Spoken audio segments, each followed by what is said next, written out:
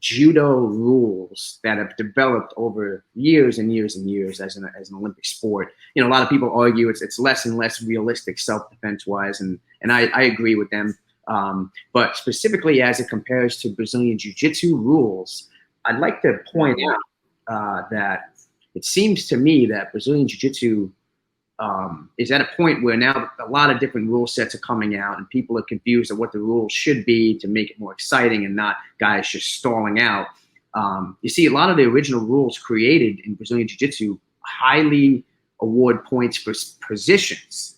So over time, you know, people are just really good at holding positions. Obviously, the goal is submission. Now, in my mind, Judo, the ultimate goal is the ippon, right? You get an ippon, boom, full point, you win the match. In Brazilian Jiu-Jitsu, you award for the submission. The goal is the submission. In Judo, the goal is the ippon. And in Judo, you're not getting any points for position like you do in Brazilian Jiu-Jitsu. And in Judo, if you get kind of an almost ippon, you know, it's like, well, sorry, I don't know exactly how it goes, but it's quarter points and it adds up to a full point. I think Brazilian Jiu-Jitsu should look to Judo as an example of the rule sets, in the sense we should only be awarding for submissions and almost submissions and not really positions. What's your thoughts on that?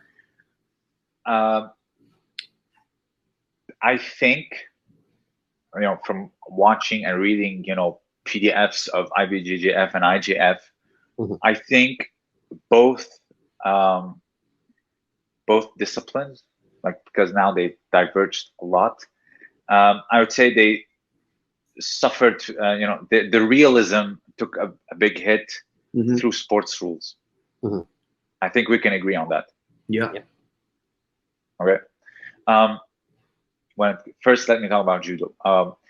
The whole thing with leg grabs, I had to talk with Neil Adams, who is one of the members of the IGF and one of the rule makers. So the whole thing is very political. It was 2010, the IOC, or the International Olympic Committee, came to them, said to them, you know, hey, these judokas are starting to go down and down like this. And a lot of the ippons or wazaris are being scored in a very sloppy, you know, gripping the pants on, like, and then just driving forward. And it's starting to look like wrestling.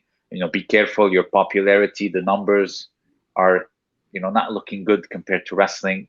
And so they came, at first, this is what they did. At first, they said, gripping the leg directly is hansukomake, or immediate elimination.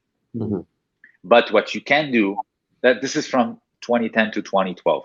What you can do is you start a upper body attack and then finish with a leg grab. Like, for example, you see it a lot in BJJ. You do an inner trip or reap, and then you finish by gripping the leg and taking them down. You do a drop shoulder throw.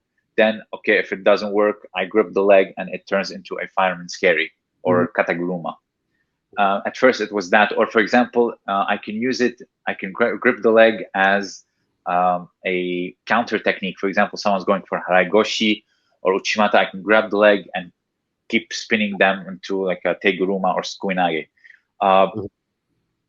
But a lot of people, as Adam said it, they started to exploit the gray areas of this rule. Like, oh, am I technically now attempting a throw? Then I would go grab the leg. You know, they started to play on that. So they made it as black and white as possible. And then they just said everything below the belt is hansukumake. Now it's Shido. It's like 3 Shidos or 3 penalties is, you know, you get eliminated. But before that, it's like if you grip, it's you're gone basically. And I don't agree with that whatsoever. So, but now it's better. Like, okay, if you gripped or you're trying to like push the leg, it's 1 penalty, which is fine.